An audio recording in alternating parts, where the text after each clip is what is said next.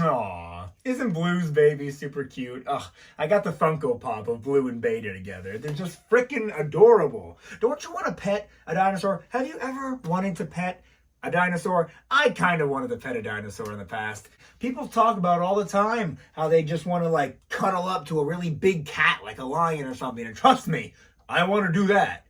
But man, if we could just live alongside dinosaurs, if they could be here in our world today, I don't know, man. I think we'd have a chance. No. Oh my God!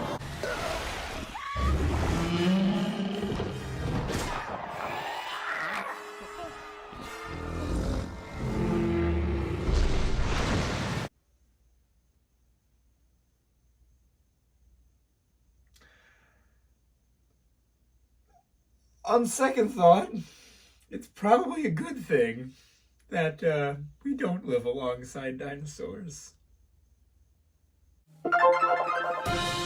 Breaking news! A new episode of Let's Be Frank starting now! Hello all! This is going to be a very cool and very unique Weird and Wild Creatures video.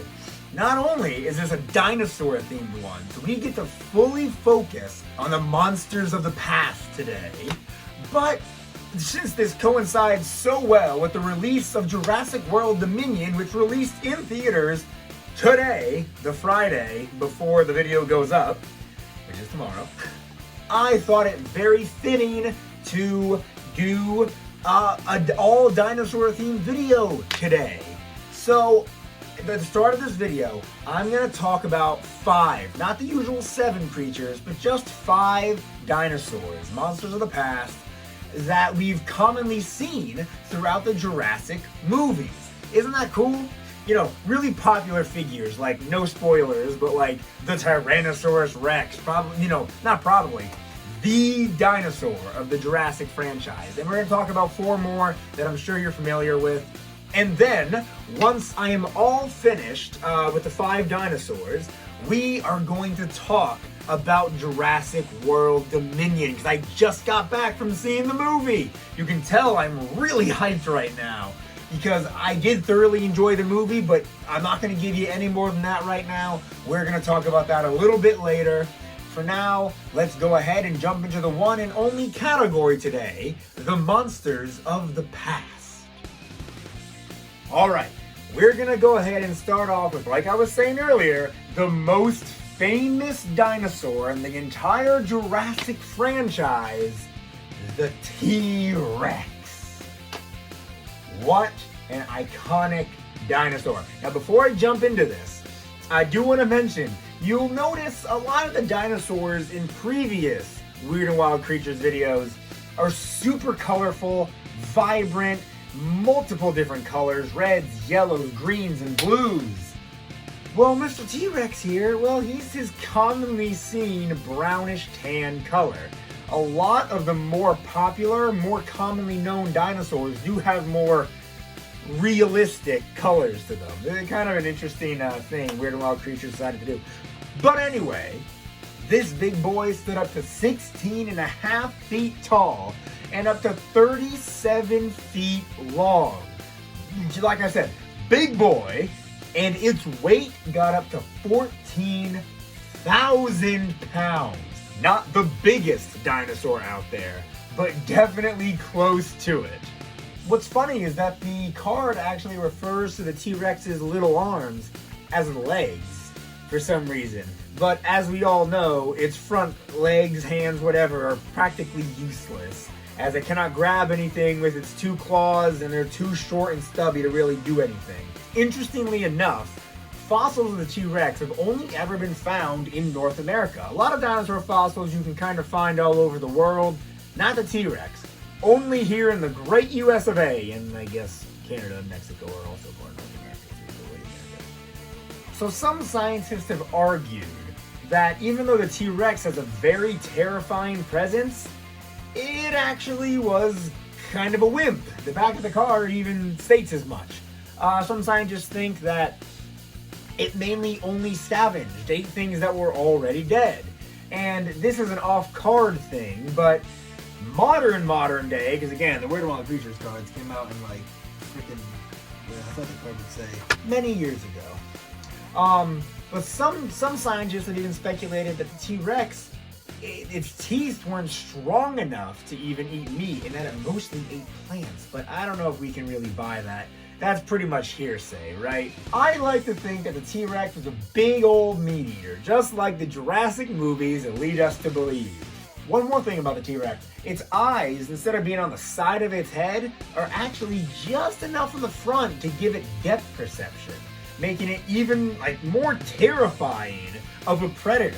Because depth perception is a hard thing to explain, now that I think about it, but you can understand where things are in space, you know?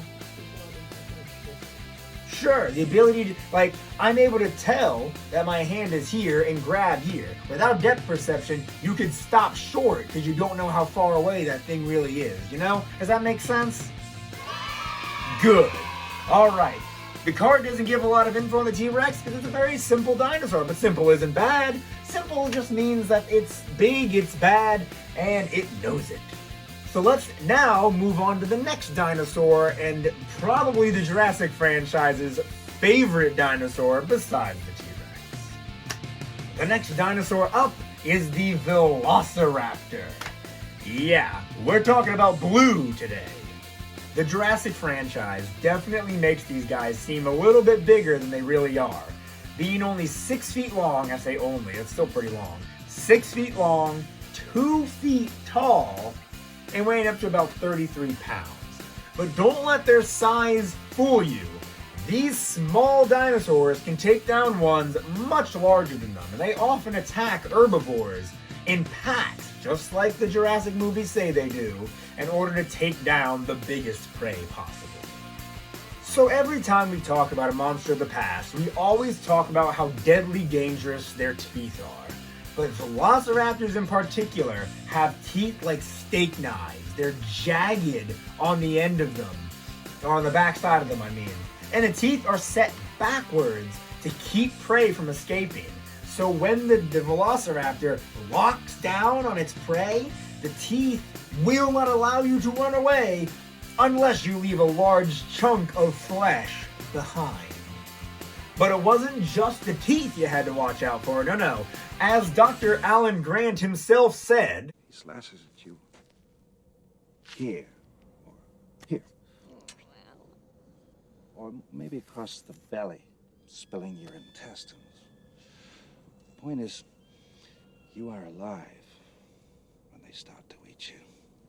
Yes, that's right, that giant claw on the Velociraptor's foot, crazy deadly.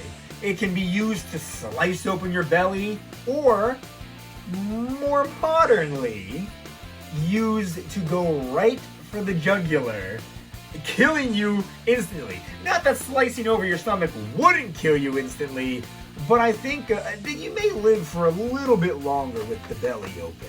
With the neck open, you're done. You're dead, bing, bang, boom, there's nothing you can do. The name Velociraptor actually means speedy plunderer. No surprise there, right? Pretty deadly and dangerous, but we do have another dinosaur to talk about, one that is not as deadly. Well, maybe not with its teeth. There are definitely other body parts that can skewer you if you get too close. Our next dinosaur is, in fact, as mentioned, an herbivore, and it was prominently featured in the second Jurassic Park movie. We are talking about the Stegosaurus. Yes, a great scene with Dr. Ian Malcolm in the second movie where he had to evade the swinging tail and the sharp points of the Stegosaurus. The card describes the Stegosaurus as having a pea brain. That's the exact wordage it uses, but apparently it was smart enough to know when to fend off predators and all that. This dinosaur got up to 30 feet long and weighed over 4,400 pounds. That is absolutely insane. Really big dinosaur. The Stegosaurus actually gets his own segment in the Jurassic Park ride at Universal. You can see a giant animatronic one and a cute little baby one too. Pretty neat if I do say so, which I do. The name Stegosaurus actually means roofed lizard. Must be because of all the shingles it has up there. So back to the fact that the Stegosaurus had a pea brain. As mentioned, that brain was only about an inch long, which is like that. Imagine your brain. I know some people with a brain this big, but like that's crazy, right? So scientists way back in the day, before common sense must have been invented, thought the dinosaur could have had a second brain in its tail, because there's a lot of hollow areas back in that tail. But obviously that's not true. They thought of it kind of like a fire engine, how the back kind of has its own rear steering wheel for like the ladder and whatnot. But no two-brain giant lizard. Those hollow areas in the back of the tail, by the way, those were probably just to hold a lot of sugars and starch, so it could give the Stegosaurus a burst of energy if needed. That's what's thought, in the modern day. But no, his brain was really just that small. Not a lot going on upstairs, huh? But we're about to talk about a dinosaur who has a lot going on upstairs. He has a lot going on all over, by the way, because he is a big creature. Alright, so besides the Indominus Rex himself, itself, I don't know. Besides the Indominus Rex, this was the new dinosaur introduced in Jurassic World that truly stole the show. And that is the Mosasaurus. Now don't get it confused. I'm not saying that Jurassic World scientists created the Mosasaurus like they did the Indominus Rex or the Indoraptor, but previously in the Jurassic Park movies, we had never seen a Mosasaurus. And so it was quite the treat getting to see one in Jurassic World. So dinosaurs definitely ruled the earth way back in the day. But the Mosasaurs, now they ruled the seas. Yes, the Mosasaurs are the biggest reptiles to ever exist, and they are indeed reptiles. These guys do breathe air, and they have to surface every now and again to breathe said air, but their bodies are built for swimming. So obviously, again, really big teeth, lots of them, super sharp. But that's not the only thing the Mosasaur had going for it. The lower jaw had a hinge on it that allowed the Mosasaur to open its jaws extra wide and move the bottom jaw like a saw for extra added carnage. Isn't that insane? The Mosasaur can get up to 35 feet long and weigh up to 2,200 pounds. Really big lizard.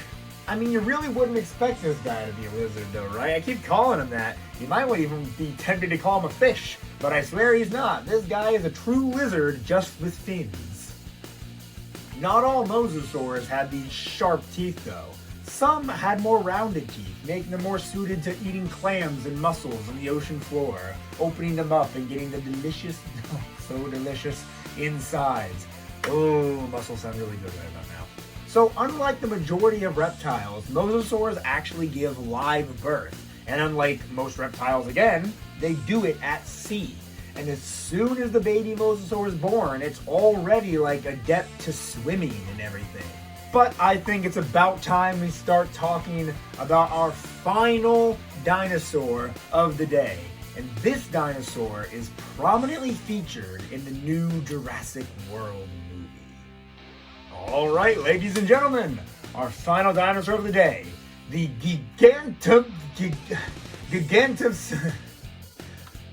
This guy. They pronounced his name many times in the movie, but I always forget how to pronounce it. Giganotosaurus. Giganotosaurus. As you can see, I don't have this card in my collection. Same with the Mosasaurus card. I kind of have to use Katrina's phone. Thank you, Katrina. For simplification reasons, I'm just going to call this thing the Gigasaurus for the remainder of this segment. Please forgive me for being dumb. So the Gigasaurus was massive, standing up to 23 feet tall. Holy crap. Length up to 41 feet and weight up to 9 tons. The T-Rex, up until 1993, was thought to be the biggest dinosaur. But then the Gigasaurus came and knocked it off its top spot and took its place as the biggest dinosaur there is. Good job, buddy. Just to give you some perspective, the Gigasaurus is 4 feet longer, 6 feet taller, and weighs 2 tons more than the T-Rex. This is a big size difference here. And no spoilers for the movie, now or later when I give my review. But we do get to see the Gigasaurus and the T-Rex pretty close together. And the size difference is staggering. Another difference from the T-Rex. So T-Rex's teeth are a little bit more rounded, essentially. The Gigasaurus, on the other hand, razor sharp. Absolutely meant for ripping and tearing flesh. No doubt about that. And they were actually more akin to a modern day shark's tooth than the T-Rex's tooth, which is definitely interesting. So the name Gigasaurus, but you know, the real one, Gigantic must be the real name, actually means giant lizard of the South. I guess he was a big fan of barbecue. Also, now that we've flipped this card over, check out the picture on the back here. Look at that big hunk of meat in this guy's teeth. It's bloody, it's carnage. Oh, I love these cards. They never get old, man. So this dinosaur had a very good sense of smell. It could track down its prey from quite the distance away just with its sense of smell alone, but that doesn't mean it was necessarily an intelligent dinosaur. Scientists believe that the Gigasaurus's brain was even smaller than that of the T-Rex's, so it probably was not as smart as its smaller cousin, which T-Rex also famously has a very small brain. A lot of dinosaurs, a lot of lizards with very small brains around here, huh? Except Kata. Got a big brain. Good boy.